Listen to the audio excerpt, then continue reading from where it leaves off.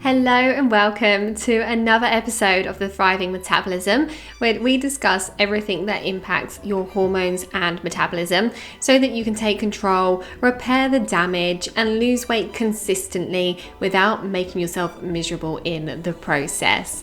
It's my mission to empower you so that you and your metabolism thrives and you never have to go through diet misery again. I'm Louise, registered nutritional therapist, weight loss expert, and founder of the Nourish Method to Lasting Fat Loss.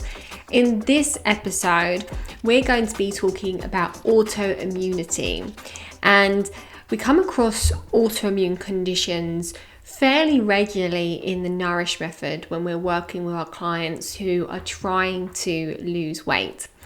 And the term autoimmunity may be new to some of you, or you might be thinking, this doesn't apply to me, but autoimmune conditions are really, really common, and they're becoming more and more common as well. And also, more and more conditions that we've known about for a long time are being reclassified as autoimmune conditions. So it's a really important topic to talk about, and one that I've not really touched on in previous episodes.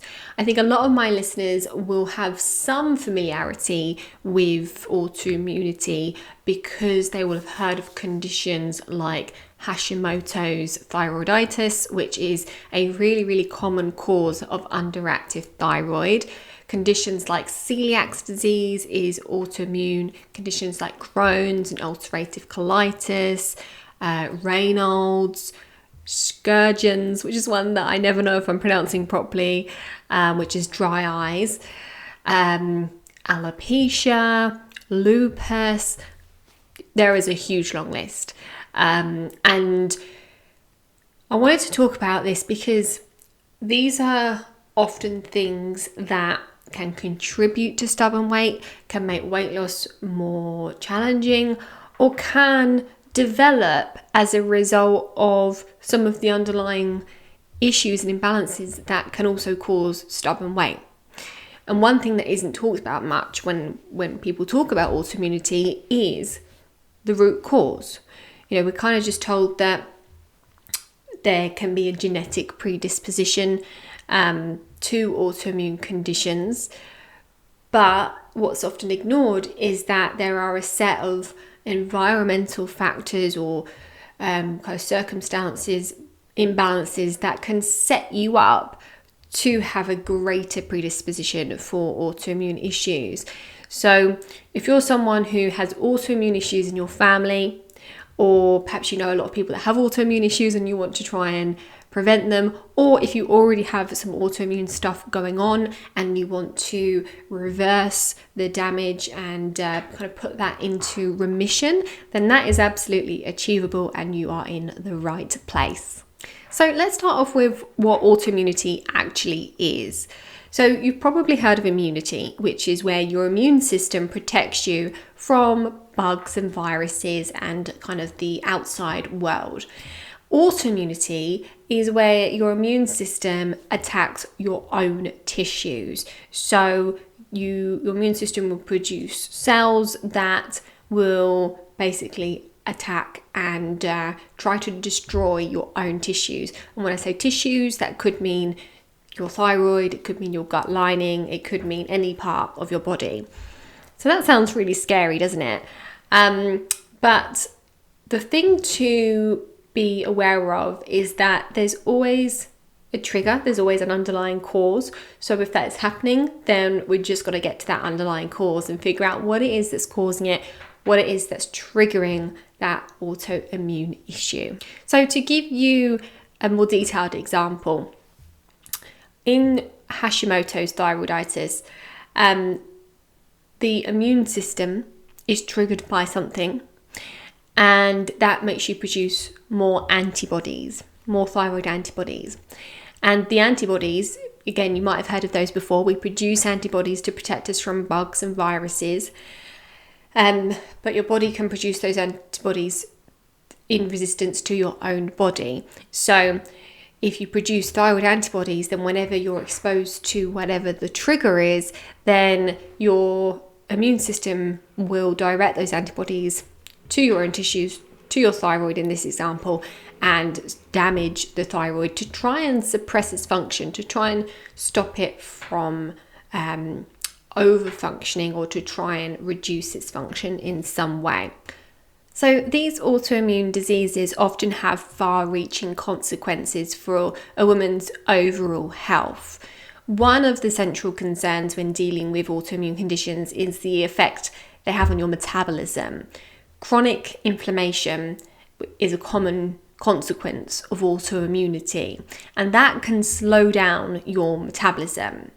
And add to this that hormonal imbalances, especially with hormones like thyroid, insulin, and cortisol, they can make the task of shedding excess weight an uphill battle for women grappling with autoimmune conditions. Now, if you've listened to any of my previous episodes, you'll know that balancing your hormones is really, really important when it comes to shedding excess weight. And one of the key areas that gets impacted in many autoimmune issues is your hormone function. And remember, when I'm talking about hormones, I'm talking about many different hormone sets, like the thyroid hormones, the blood sugar hormones, the stress hormones, the sex hormones, and on it goes. So autoimmunity is something that can make it really more difficult to lose weight because of the impact it has on your hormones, but also because of this chronic inflammation that I was talking about as well. Inflammation is something that can disrupt your hormones too, and that can be caused by the autoimmunity as well. So in many different ways, the autoimmune issues can impact how you store and release fat. Now, nutrition plays a pivotal role in managing autoimmune issues, and the first place to start is adopting an anti-inflammatory diet. This can significantly impact the management of your symptoms. And focusing on nutrient-dense foods is key as well. Something that I see in a lot of people trying to lose weight is people who have macronutrient-rich diets that are micronutrient poor. And what that means is people who are focusing on the macronutrients, the big nutrients, as in focusing on their protein and their carbs, getting their protein and their carbs right, but they're ignoring the micronutrients, which are the vitamins, the minerals, the antioxidants, the polyphenols, the fiber. So we need to be making sure that not only is our diet macronutrient rich, but also micronutrient rich. So we need to be choosing foods that are rich in nutrients. That is absolutely key when it comes to addressing autoimmune issues, because antioxidants help to repair. They go around your body repairing and helping to counter the damage that comes from inflammation and toxins and various other things. So focusing on nutrient-dense foods is key. And really what that looks like is incorporating a wealth of fruits, vegetables, herbs, spices, and nuts and seeds and various other plant-based foods, unprocessed plant-based foods, I should say, into your diet, as well as lean proteins into your diet daily. This not only supports your weight loss, but also aids in controlling these autoimmune symptoms. Now, an absolutely massive part of addressing and managing autoimmune issues is looking at gut health. Now, this is not just because some of the most common autoimmune issues are gut-based, like celiac disease and Crohn's disease. No, even if your autoimmune issue is a thyroid issue or a joint issue like rheumatoid arthritis, for example, wherever the autoimmunity is manifesting, the likelihood is it is linked to the gut, if not stemming from the gut in one way or another. The gut immunity connection is a really powerful one, and a healthy gut can play a critical role in managing those autoimmune issues. The way that autoimmunity can stem from the gut is, well, there's a few different ways. There are certain types of bacteria that have been linked to a kind of higher predisposition of developing autoimmune issues. So it's possible that the balance of your bacteria in your gut could be predisposing you to autoimmune issues. And that's because of how they stimulate the immune system and cause inflammation. And then also there's leaky gut, or the proper name for it is intestinal hyperpermeability.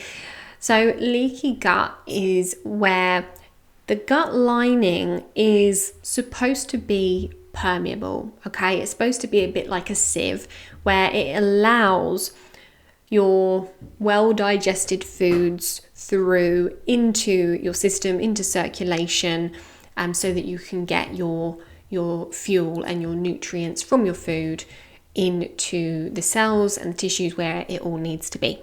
So that's what's supposed to happen. Your gut lining is supposed to be like a sieve that allows those things through.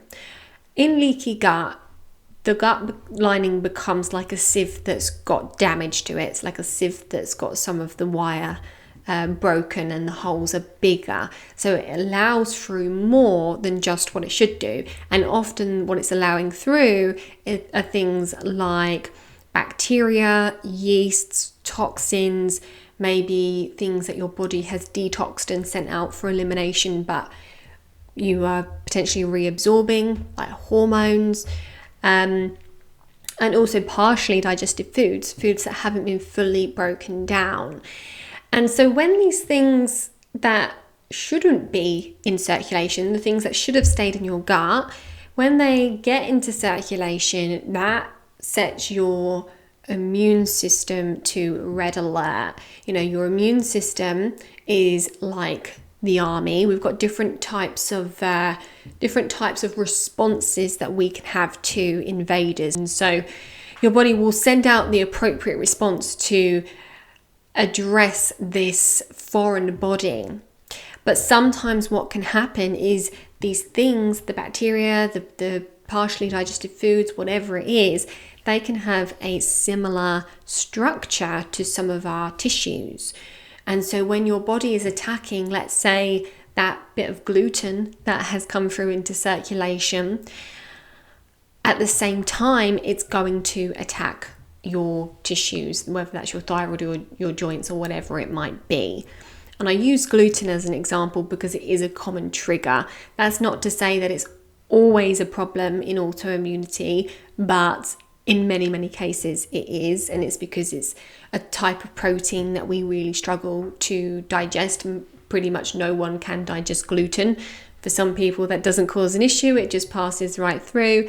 For others, it can cause a lot of inflammation, it can stimulate their immune system, and it can trigger an autoimmune reaction.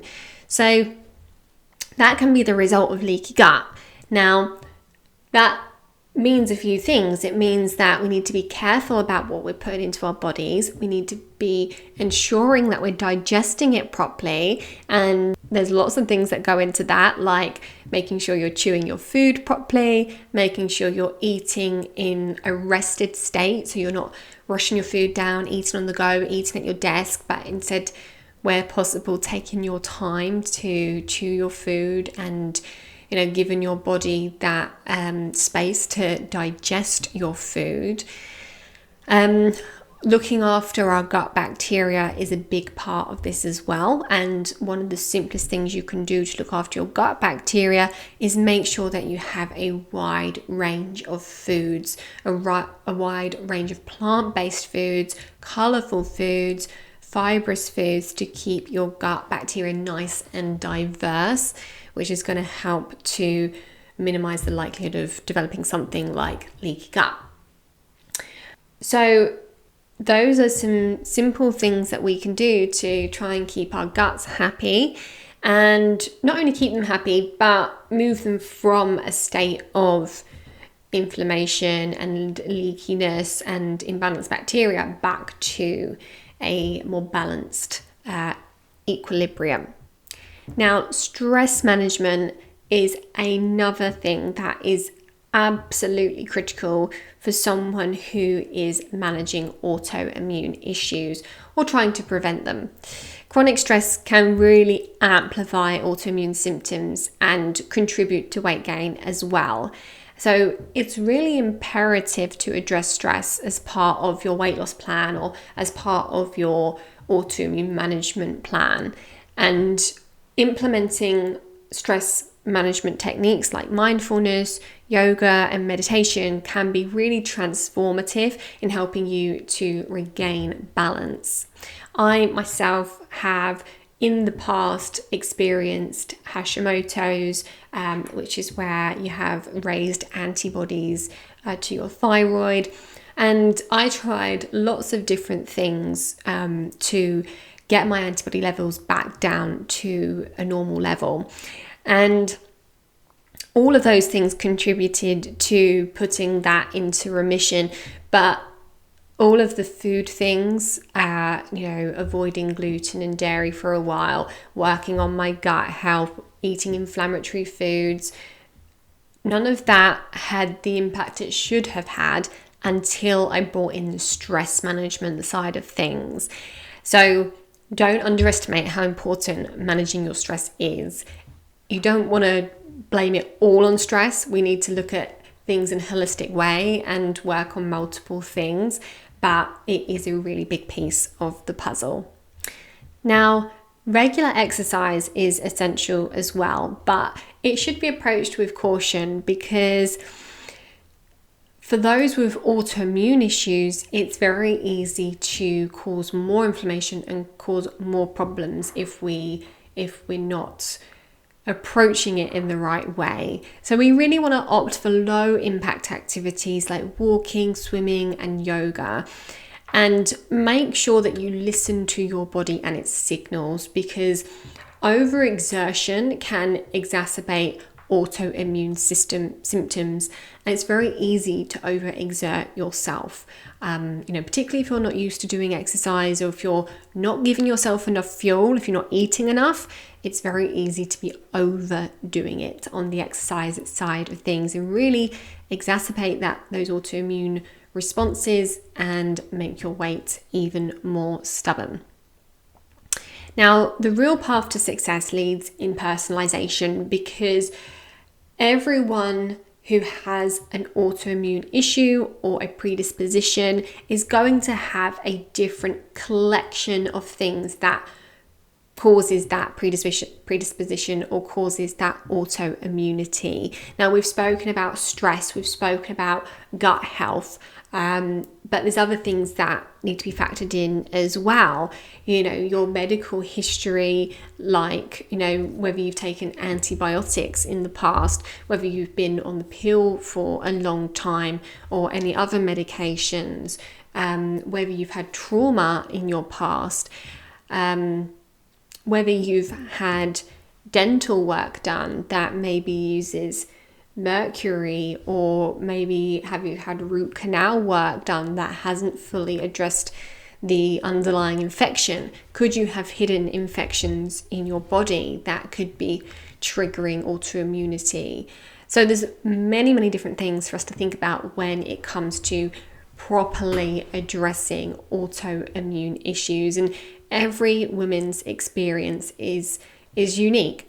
And to navigate this intricate journey effectively, you need to consult with a healthcare professional or holistic nutritionist who can craft a tailored plan to meet your specific needs.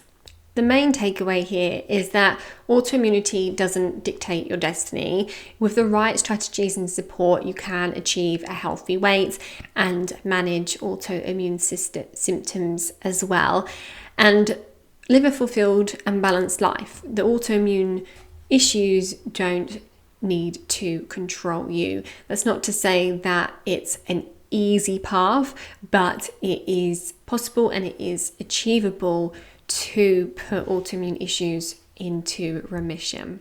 Okay, now it's time for my favourite fact of the week. And this one is not so much a fact, but more an interesting research development. So researchers have found that you can monitor estrogen levels in sweat. So they are working on developing a patch or a device of some sort so that estrogen levels can be monitored more closely on a day-to-day basis, as opposed to on a month-by-month basis when you're having some sort of hormone therapy. For women who are trying to conceive, or for women who are trying to get the HRT in the right balance, it can be an incredibly frustrating process because you have to test your hormones on the right day, or if you are perimenopausal, menopausal, there is no right day because everything's all over the place. So you don't really know what you're looking at, and you only get them checked. Well, you're lucky if it's once a month. It's more like every 3 months to 6 months. So you're really guessing and playing around with your HRT to find that right balance. So I was really excited when I saw this study pop up, because this is going to be a game changer for so many women who are struggling with getting their hormone levels right and truly understanding what their hormones are doing. And this is really building on wearable technology. We've had things like Fitbits for years. We've had these continuous blood glucose monitors in the past few years, which are becoming more and more popular and helping us more and more with understanding what needs to be done to help each individual manage their blood sugars. And I'm really excited to see more and more technology coming out in the form of wearable devices that can help us to monitor things more closely and really take control of our own health. So I think this is going to be a little way off. You're not going to be seeing it in the shops this year, certainly not this year, probably not next year, but it's good to know that it's in development. And from the sounds of it, from this research study, there's lots of other things that they're looking at, being able to measure in wearable technology. So my hope for the future is that things like our Fitbits or these continuous glucose monitors will be able to tell us a whole host of information that helps us to really take control of what we do and really understand how food and sleep and stress and exercise impacts us. Thank you so much for joining me today. If you'd like to talk to me about anything that I've discussed in this episode, you can reach me on Facebook, Instagram, or TikTok by searching at Louise Digby Nutrition. If you're enjoying this podcast, please head to Apple Podcasts or wherever you get your podcasts. Make sure you hit follow or subscribe, and I'd be so grateful if you left a review. Thanks again, and I'll see you next time.